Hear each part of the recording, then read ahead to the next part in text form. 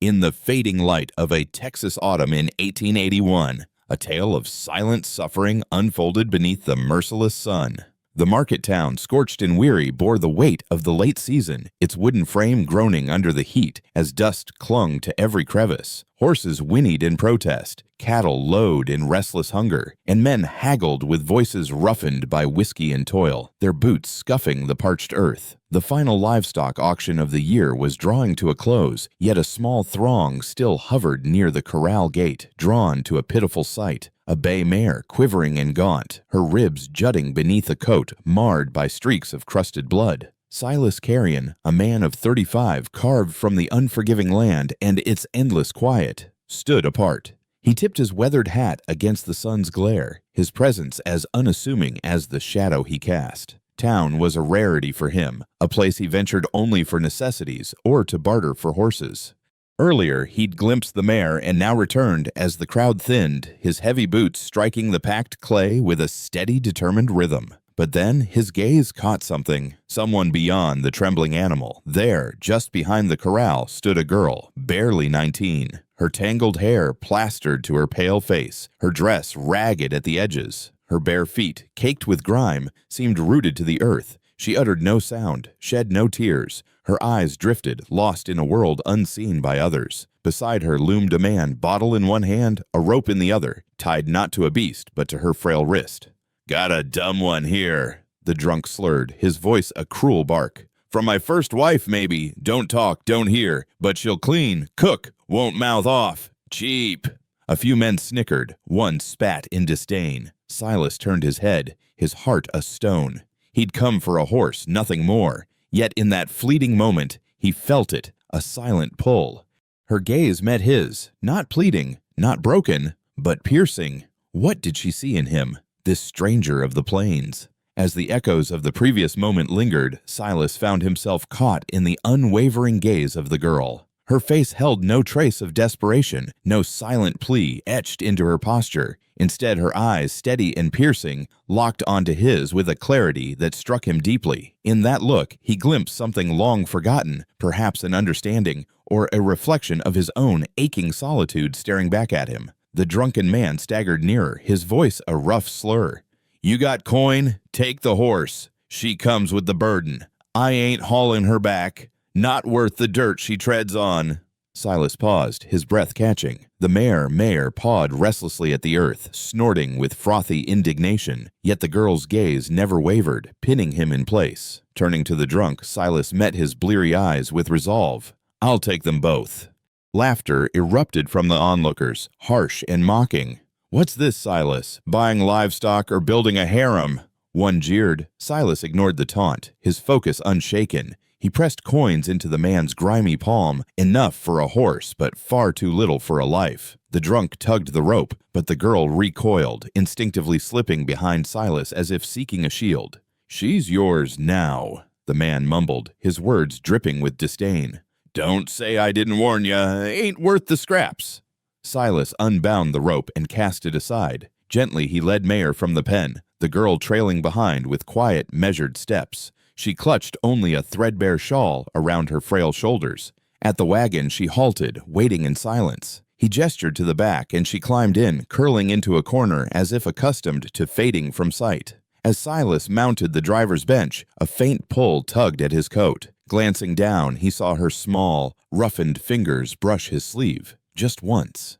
Her eyes now traced the distant hills, avoiding his. She offered no words, no gratitude, no plea. Yet in that fleeting touch, a silent choice resonated. Hadn't she, in her own unspoken way, reached out? As the echoes of that pivotal moment lingered, Silas Carrion, a man more attuned to the whispers of horses than the chatter of humankind, made a choice to trust. He dwelt in solitude on 200 acres of rugged Texas clay, surrounded by weathered fences and bearing scars with stories untold. And now, there was this girl silent, unable to hear, yet perhaps perceiving depths no one had dared to fathom. With a sharp flick, he snapped the reins, and the wagon groaned into motion, its wheels grinding over the unyielding dirt road as they left the town behind. In the fading light, the girl huddled beneath a tattered blanket, her face lifted to the biting wind, resolute and unturning. Silas, too, kept his gaze forward, never glancing back.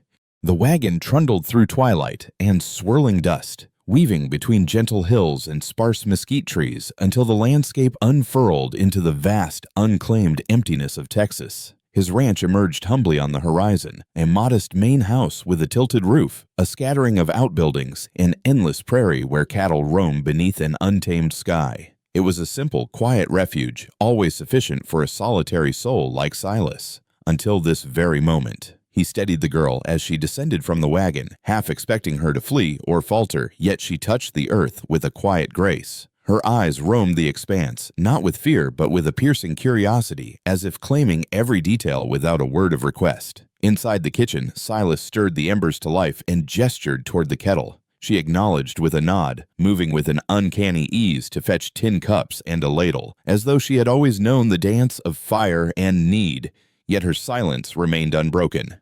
After a meager supper, Silas retrieved a piece of chalk from a worn cabinet and tapped the wooden doorframe by the table. "Name," he uttered, deliberate and slow. She held his gaze for an endless heartbeat, then knelt by the frame. With delicate precision, she traced a single word in gentle, sloping letters. "Emmeline," he murmured, once, then again, as if testing the weight of a secret unveiled. Could this name mark the beginning of something neither of them could yet understand?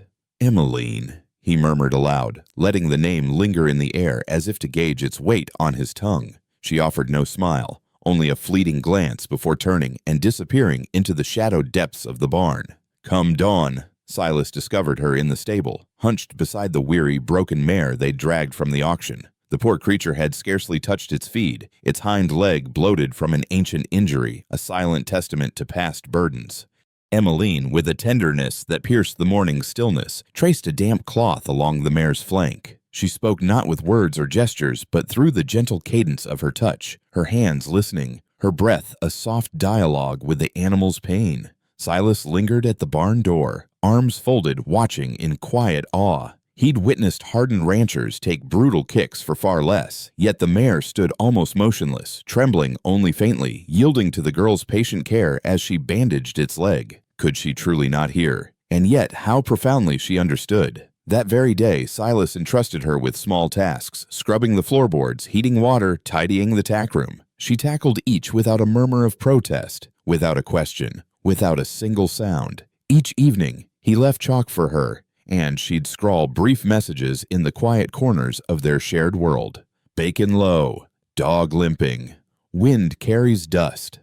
They never exchanged words, yet the silence between them held no void until the storm loomed. It crept in as Texas storms often do, sly and insidious, a warm breeze stirring at dusk, brushing the tall grass like a whispered threat. Silas cast a glance at the horizon, noting the distant churn of clouds, but dismissed it as trivial. He was tending a sickly calf in the cattle shed when Emmeline appeared, barefoot, her wild hair framing a face taut with urgency. Her breath came fast, soundless, as she seized his sleeve and yanked with desperate strength. "What is it?" he demanded, caught off guard, her trembling hand pointed skyward, her eyes screaming what her voice could not. "Danger!" He froze mid-task, torn, but something raw and unyielding in her gaze shattered his hesitation. What terror had she seen in those gathering shadows? As the tension from the previous moment lingered, Emmeline tugged once more toward the barn door, pulling away from the corral with a desperate urgency. Then, in an instant, chaos erupted. A deafening crack, no, a shattering roar tore through the air as a jagged bolt of lightning plummeted from the storm-choked sky. It struck the ancient tree towering just behind the cattle shed, splitting the world in half with its ferocity. The ground quaked beneath their feet, a primal shudder that echoed in their bones. Sparks danced wildly, and the tree erupted into a blaze, collapsing with a groan so mournful it seemed as if the heavens themselves were lamenting. Silas staggered backward, heart pounding, as the calves bawled in raw terror. Smoke twisted upward, a ghostly veil against the dark. He turned to her. Emmeline stood rooted just beyond the doorway, her face bathed in the eerie glow of the flickering flames. Her eyes held a steadfast clarity, her chest heaving with rapid breaths. She hadn't merely sensed it, she had known. Not after the wind's howl or the first rumble of thunder, but before. before the air itself thickened with warning. Silas approached her, stepped slow and unsteady, his mind reeling. How could you have known? The question hung unspoken, met only by her resolute gaze, silent, yet unshakable. That night, after the fire was quenched and the animals soothed, they sat together at the worn kitchen table. No chalk, no words, just a weary man, hands resting on the scarred wood, and a girl who could not speak, yet somehow had heard a whisper no one else could grasp. Not the thunder's roar, nor the wind's cry, but a deeper tremor, a pulse within the earth itself. For the first time in years, Silas felt the weight of his solitude lift. He gazed at her hands, folded quietly in her lap. "Emaine," he murmured, her name a fragile bridge between them. She raised her eyes, and in her silence there was an answer, an unspoken bond that sufficed. Since that storm, Silas began to watch her more closely, not with distrust, but with the tentative wonder of a man who had dwelt too long in quiet isolation. Now he found himself captivated by a mystery he couldn't unravel, nor did he wish to. Emmeline remained voiceless, offering neither signs nor written words, yet her presence spoke volumes he was only beginning to hear. What secrets did she carry, hidden in the stillness of her being? Following the quiet revelations of the past days, Silas found himself ever more captivated by Emmeline, a woman whose depth surpassed the mere sound of her name. She possessed neither books nor formal education, no polished words to weave her thoughts. Yet, there were moments, oh such profound moments, when it felt as though she grasped truths deeper than anyone he'd ever crossed paths with. One crisp morning, as the lead cow lingered alone in the frost-kissed pasture, refusing to graze, Silas dismissed it as a quirk of the chill. He jotted a mental reminder to keep an eye on her. But Emmeline? She acted with a certainty that stole his breath. Without a word, she gathered straw for the birthing stall, fetched water infused with mint from the well, and stood by the cow, her hands tracing gentle, deliberate circles on its swollen flank. By the time the sun dipped low, the cow was in labor. Emmeline had known. How had she known? Silas held his tongue, but his eyes never left her. That night, sleep evaded him, his mind restless with questions. The following day, he returned from town, his shoulders knotted with strain, the burden of a shadowed past pressing down like a stone. The sheriff's words veiled half-truths and pointed cautions about disputed land claims echoed in his ears. Whispers of his father's wartime greed, of bloodshed and forced displacements, clawed at him. These were old wounds, yet their sting remained raw. He spared Emmeline no detail of this turmoil, yet as he slumped on the front step, gazing into the fading twilight, she appeared beside him. Silent, she rested her hand on his shoulder light as a whisper, firm as a heartbeat. After a heavy pause, Silas rasped, "How do you see it? The shame I carry for this land, for my father's sins." Emmeline's deep, searching eyes met his. Then, with a slow, tender motion, she placed her hand over his chest, right where his heart thudded. Moments later, she turned and walked toward the ancient oak, beneath which his father's grave lay quiet under the vast Texas sky. In the deepest recesses of her soul, Emmeline had never deciphered the ancient stone's secrets or probed with curious questions, yet somehow she understood. Under the cloak of night, Silas wrestled with restless slumber, his body drenched in sweat as nightmares of cannon blasts and charred landscapes haunted him. Through the suffocating haze of dream smoke, his father's voice emerged gruff, brimming with pride, yet quivering with unspoken sorrow. "I entrusted you with this land, Silas, and with the blood it bears," he rasped.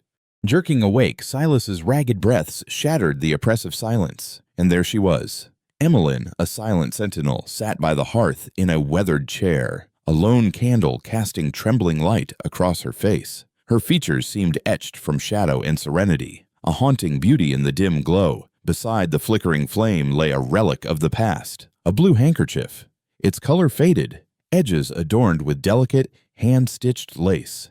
It had belonged to his mother, untouched for a decade, sealed away in a cedar chest, a sacred keepsake no other hand dared disturb.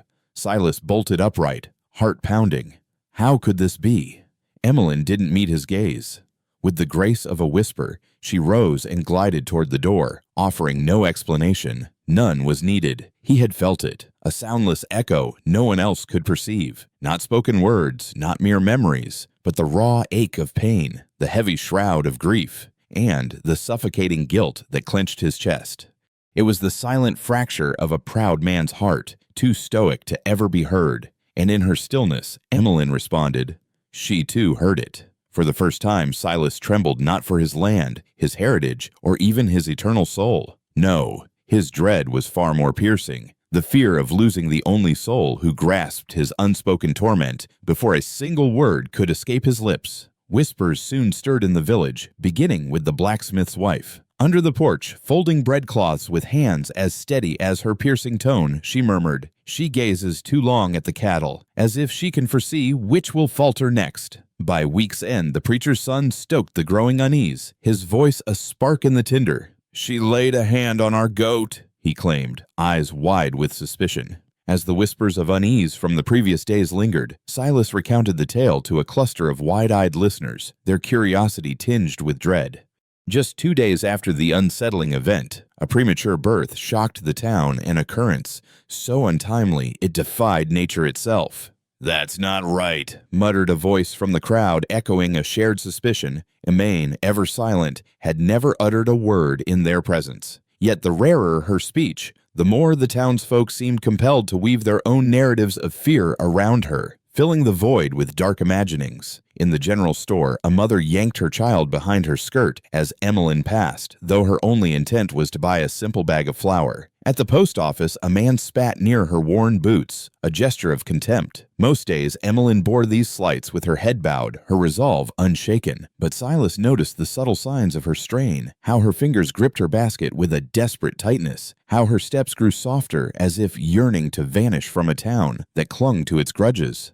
He held his tongue, and she never questioned why the world recoiled from her gentle spirit, why such cruelty for one so unassuming. Yet, when a rancher's boy fell gravely ill, burning with fever and writhing in restless sleep, it was not the doctor who answered the call. It was Emmeline. With quiet determination, she entered the barn, knelt by the boy's cot, and rested her hand first on his chest, then his brow, her eyes shut in silent focus. Emerging briefly, she gathered lavender, feverfew, and rabbit tobacco from Silas's drying rack, preparing a steaming cloth and a bitter brew. By dawn, the boy sat up, his appetite restored. His mother, overcome, clasped Emmeline's hand with tearful gratitude. But the very next day, her whispers at the well betrayed a lingering doubt. How did she know? What hidden knowledge guided her touch? The fear, once a murmur, now roared unchecked. 3 days later, they arrived with torches, their suspicions ablaze.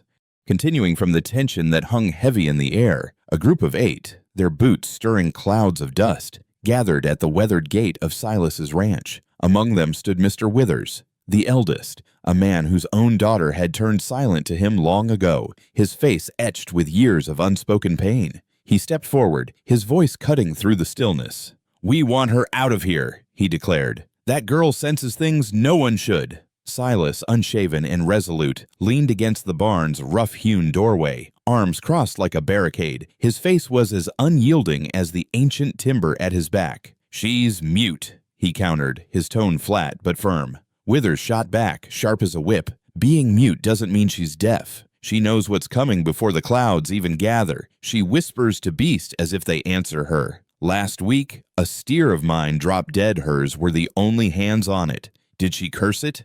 I say she's a curse herself."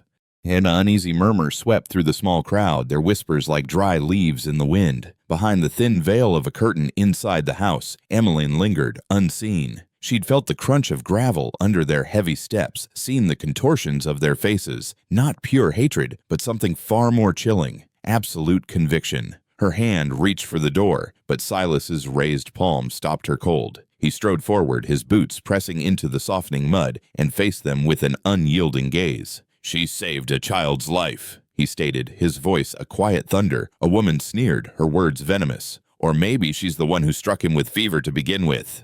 Silas didn't shout. He didn't need to. "She's the only one I've ever known who truly listens," he said, each word deliberate. "Not just with ears, but with her touch, her very breath, her entire being." The crowd fell silent, as if struck. "In my 35 years," he went on, his voice steady yet raw, "I can count on a single hand those who've heard me, truly heard me. Not just my words, but the weight of my silences, my buried sorrows, my unspoken grief. And she did it all without uttering a sound. How could they not see the depth of such a gift? As the tension of the previous confrontation lingered in the air, Silas stood resolute, his gaze piercing through the crowd. You dare to cast someone out for daring to see the world you shrink from in fear? So be it, but you'll have to face me first. His voice thundered with defiance. Withers parted his lips as if to retort, only to seal them shut again. A heavy silence fell. No one stirred. Then, one by one, the crowd retreated, their torches dim and unlit, their steps dragging with unspoken shame. That night, the ranch lay wrapped in an eerie quiet, disturbed only by the restless whisper of the wind. Within the humble walls of the home, Emmeline set a pot of steaming cider over the flickering fire, its warmth a quiet rebellion against the chill outside. She settled beside Silas at the worn wooden table, her presence a silent force. No signs, no scribbled notes, not even a glance passed between them. Yet after a breath of hesitation, her fingers found his hand, resting there with a weight that spoke volumes. It wasn't gratitude, it was understanding, raw and profound. Silas turned his palm to meet hers, his fingers encircling hers with a tender strength. In that still moment, they sat, attuned to the soft crackling of the fire, the gentle hush of the night, and the unspoken connection weaving itself between two hearts that needed no language to communicate. The first December snow descended with a serene grace, as if nature itself sought to cover the scars of past fires and fractures with a pristine veil. Emmeline stood by the kitchen window, her hands deftly guiding a needle through remnants of fabric leather patches, woolen cuffs, the lining of Silas's old discarded coat. She crafted a cloak, not for her own shoulders, but for his. Did she not feel the bite of winter's approach even without hearing the winds howl? From the barn door, Silas observed her, captivated by the purpose in every stitch, each movement intentional. Though she had no voice, her presence had reshaped his world since the day the townsfolk turned their backs, and he chose to stand by her side. Each dawn she brewed coffee before the sky shed its darkness. She lined the chicken coop with fragrant pine needles, weaving order into their shared existence. As the days unfolded from the quiet intensity of the previous moments, Emmeline tended to the horses with a tenderness that seemed almost otherworldly. Her hands moved in gentle rhythmic circles across their coats, and she guided the young colts with subtle motions no hardened cowboy could have dreamed of inventing. Silas stood in awe, witnessing a bond between her and the animals that defied explanation. She'd pause, statue still, just long enough for a nervous foal to edge nearer, then extend a single slow hand, palm open like an offering. And, miraculously, they always yielded to her unspoken call. The ranch's pervasive silence transformed in her presence, no longer a void of solitude, but a sacred space of listening, of connection. One fateful evening, as storm clouds loomed on the horizon, Silas rode out to the ridge to inspect the fences, both of them sensing the tempest's inevitable arrival. The twilight was just creeping in when his horse jolted perhaps a stray stone or a phantom on the breeze and reared in panic. Silas was hurled to the ground, his shoulders slamming into the unforgiving, icy soil. Breath fled his lungs in a sharp gasp. For an endless moment, all he knew was the searing throb where his arm collided with a gnarled root. Blood seeped from his elbow as he struggled upright, the sky bruising into darkness above. Each staggering step sent daggers through his ribs, yet he pressed on, binding the wound with a torn cloth. When he finally lurched into the yard, night had claimed the last of the light. Before he could even rap on the door, Emmeline flung it open, her face etched with unspoken knowing. Had she sensed it? How could she always feel what lay beyond words? She guided him inside, easing him by the flickering hearth. With delicate precision, she unwound the bloodied cloth, her brow creasing with concern as she cleansed the jagged cut and applied a salve of yarrow and pine sap. Silas watched, entranced. "You always know," he murmured, his voice a fragile thread.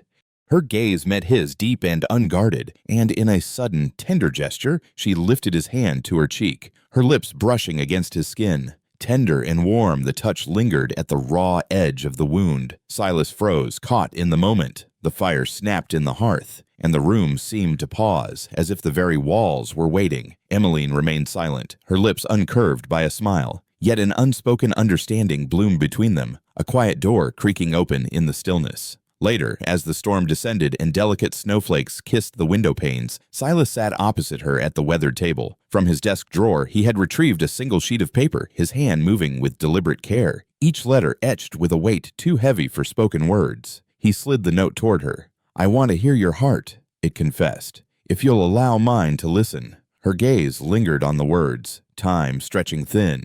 Then, with trembling fingers, she traced each one as if seeking the pulse of truth beneath the ink. When her eyes finally met his, they shimmered with unshed tears, not of grief, but of something softer, something alive. Her hand reached across the table, pressing once, briefly, against his chest.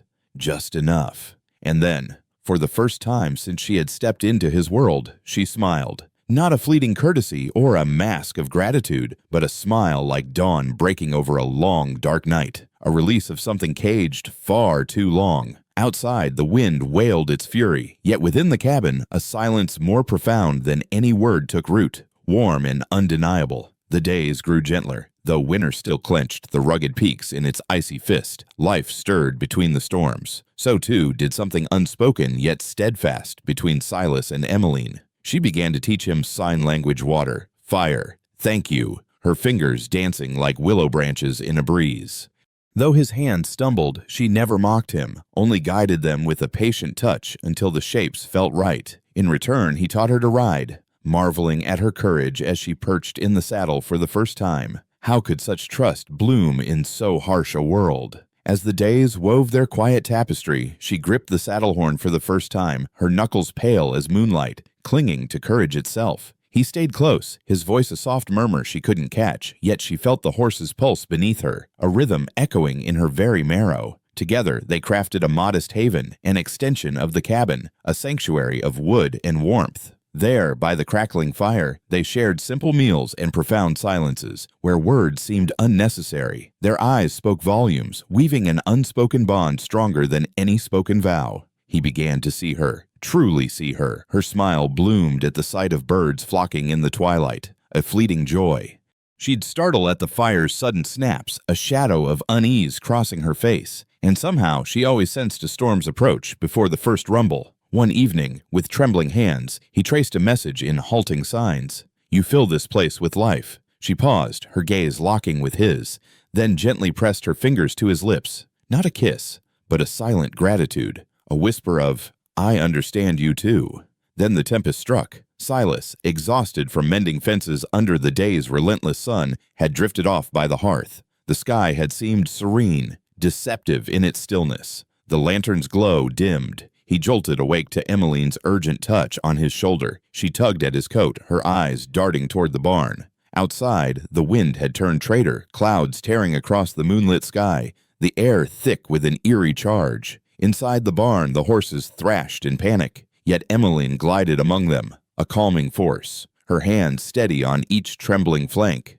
A sinister groan echoed above. Silas glanced up, a beam splintered ominously. "We must get them out!" he bellowed, but she was already guiding the mare, her signs sharp and swift. "The roof won't hold." Together they herded the horses to the shelter near the cabin, rain pounding like a merciless drum. As the last animal crossed the threshold, the north beam surrendered, the barn's roof collapsing in a thunderous ruin where they'd stood mere moments before. Silas turned, breathless. Emmeline stood unflinching, rain-soaked hair clinging to her face, her chest heaving with the weight of survival. He gazed at her, truly saw her, a pillar of strength amidst the chaos. How could one soul carry such quiet power? As the wind and rain wove their endless dance, Silas stood as one with the tempest, no longer apart from its wild embrace. "How did you know?" he whispered, his voice barely a breath against the storm. Emmeline pressed a hand to her chest, then lifted her gaze to the turbulent heavens, pointing skyward as if the answer lingered there. "He understood," she seemed to say without words, her silent knowing piercing through the gale. She felt it, truly felt it. Later, within the shelter of the cabin, warmth flickered against the chill. Silas draped a worn blanket over her shoulders and settled beside her, the quiet between them alive with unspoken truths. He took her hand gently, tracing slow, deliberate letters into her palm. "You belong to this land." A soft smile curved her lips, and she guided his hand to rest over her heart. For the first time, he sensed its rhythm quiet, unyielding, a steady pulse beneath his fingers. She didn't hear as others did, but oh, how deeply she listened. And in that sacred moment, Silas realized he, too, had finally been heard. Outside, the wind that once bore only whispers now carried the faint echo of footsteps, tentative at first, then resolute. Beyond Silas's weathered fences, something stirred in the town, not with clamor or haste, but in the hush where true transformation takes root. The first to come was Tom Weaver, a ranch hand nursing a torn shoulder, with the doctor far off in the east. Who else could mend a wound like hers? He trudged up one dreary morning, reins clutched in one hand, the other arm dangling uselessly. From the porch, Silas eyed him warily. "What do you need, Tom?" Tom's gaze drifted past him to where Emmeline knelt by her herb patch. "Heard she mends things?" "Quietly." Silas nodded slowly, a reluctant acknowledgement. "She does." Emmeline approached without a sound, her presence a calm amid the storm. She studied Tom's arm, her hand steady, her brow furrowed in silent focus, as if tuning into a melody beyond words. When she pressed a tender spot, Tom flinched, then exhaled in relief. 2 days later, a widow arrived, her eyes hollow from sleepless nights. At dusk, Emmeline sat with her, hands resting lightly on trembling shoulders until the quaking ceased. By morning, the widow returned, bearing a pie and a hand-knit scarf. "For the girl," she murmured, voice thick with gratitude, "the one who hears what we cannot." Could there be a greater gift than such unseen understanding? As the winter waned, a newfound stillness settled over the land, with fewer harsh words cutting through the air, fewer names hissed in dread. Silas and Emmeline carried on as they always had, in their quiet, unassuming way. Yet something had shifted passers-by, now tipped their hats in respect, and occasionally a jar of homemade preserves would appear by the gate, a silent gesture of goodwill. Each dawn, Emmeline would scrawl on the kitchen chalkboard, "Today will be good. I can feel it." Some days her hope faltered, but more often than not, her intuition held true, and gradually the townsfolk began to trust in her quiet optimism. Then came a Sunday that turned their world on its axis. The frost had barely melted under the pale morning sun when the church bell tolled, its echo swallowed by a rising tide of panic. A 7-year-old boy had disappeared while tending to morning chores. All that remained was a single small boot, abandoned near the tree line, a haunting clue, and nothing more. Men bellowed in desperation, mothers wept, and dogs howled into the crisp air. When the news reached Silas and Emmeline, he grabbed his coat without a word. Emmeline, already at his side, touched his arm with a steadying hand before dropping to her knees. She pressed her palms, wrists, entire forearms into the cold earth, as if listening to its secrets. Then she crept forward, eyes sharp, noting every displaced pebble, every snapped twig. Silas walked ahead, never glancing back, yet they followed first him, then Tom, then a growing band of searchers through tangled thickets, over rugged ridges, and along parched creek beds. At last, in a clearing ringed by cedars, they found him, the boy curled beneath a crooked tree, his ankle swollen, his face smeared with grime and tears. "Oh, what a sight!" Emmeline rushed forward, dropping to his side, inspecting his leg, brushing damp hair from his eyes. She glanced up at Silas, her expression not one of pride or victory, but pure, unshakable relief. When the boy was safe and the tale spread like wildfire, no one dared call her odd. They named her for what she was, the girl who listens with her heart. That evening, the wind sighed gently across the tall grass, as if caressing every name ever murmured on this ancient land. Years had drifted by, and the ranch endured, weathered yet wiser, bearing the weight of countless stories. Immersed in the gentle cadence of a life unhurried, Silas now moved with a deliberate, measured pace, while Emmeline's hair flowed long and shimmered like threads of silver in the sunlight. They paid no heed to the march of years or the tally of days. Instead, they measured time by the turning of seasons, by fleeting moments captured in the tender clasp of hands, and by the unspoken whisper of a heart that murmurs, "I'm still here." Each morning, children arrived from the bustling town, from the rolling edges of the hills, from corners where words were often hurled in haste or left to fade into oblivion. Here, they discovered a sanctuary. They learned to truly listen, not merely with their ears, but with the very essence of their souls. In the garden, they gathered around Emmeline, absorbing her quiet wisdom as she revealed the subtle line between fear and shyness in the quiver of a rabbit's nose. They stood by her side in the stable, marveling as she rested a single hand on a horse's flank, soothing it with nothing more than the rhythm of her breath. Her teachings bore no rigid rules. They were woven from silence and the rare, radiant smile that bloomed when they grasped a truth without needing to voice it. Behind the house, beneath the ancient cottonwood tree, Silas crafted a sturdy wooden bench. There, most evenings, he and Emmeline sat, shoulders brushing, gazing as the sun dipped into the embrace of the hills. Words were scarce in those twilight hours. They weren't needed. He'd pour 2 steaming mugs of tea, fresh from the kettle, and she'd weave her fingers through his, her thumb tracing a slow, comforting dance across his weathered skin. Sometimes he'd draw out an old harmonica, coaxing forth a nameless melody while she swayed with closed eyes as if the notes rippled through the deepening dusk. Then, one evening, as shadows lengthened across the golden wheat field and a profound stillness descended, what secrets might the quiet unveil? As the gentle rustle of leaves stirred beneath the ancient trees, Emmeline turned to Silas, her eyes alight with unspoken depth. Over the years, she had pieced together a fragile tapestry of words, just enough to trace the shapes of lips and murmur a few tender phrases. Yet her hands remained her truest voice, weaving stories in the air. On this day, however, she chose the rarity of sound, her voice emerging like the faint whisper of a snowflake kissing the earth. "I do not need sound," she breathed, her words barely audible. "Only you."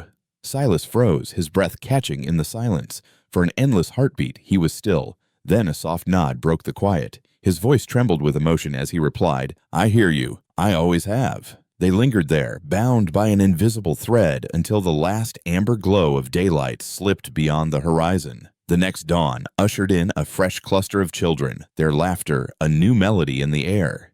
Emmeline, as she did each morning with reverent care, took her chalk and inscribed a message on the weathered wooden slate by the door. Today's words shimmered with hope.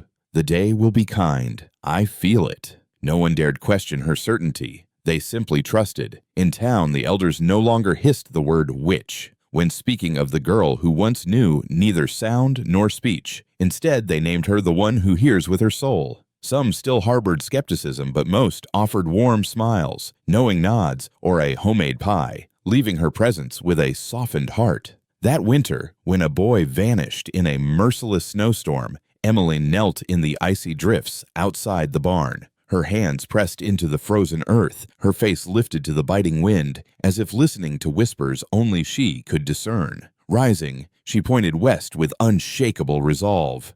Silas trailed her through 3 grueling miles of pine-laden forest until they found the child, huddled beneath a toppled log, trembling but alive. How could anyone doubt her after such a miracle? As the year drew to its final chapter, Silas and Emmeline walked side by side, their bond a quiet testament to the unseen. As they wandered through the sprawling pasture, the sky unfurled above them, painted in strokes of amber and lilac, a canvas of fleeting beauty. Their footsteps fell in a gentle rhythm, unhurried and sure. Nearby, a mare and her foal grazed peacefully, their presence a quiet testament to life's simple grace. The world around them held a profound stillness, yet it brimmed with unspoken stories. Pausing at the hill's crest, Emmeline turned to Silas, and for the first time, a laugh escaped her, a soft, trembling breath that danced through her frame and illuminated her face like the first light of morning.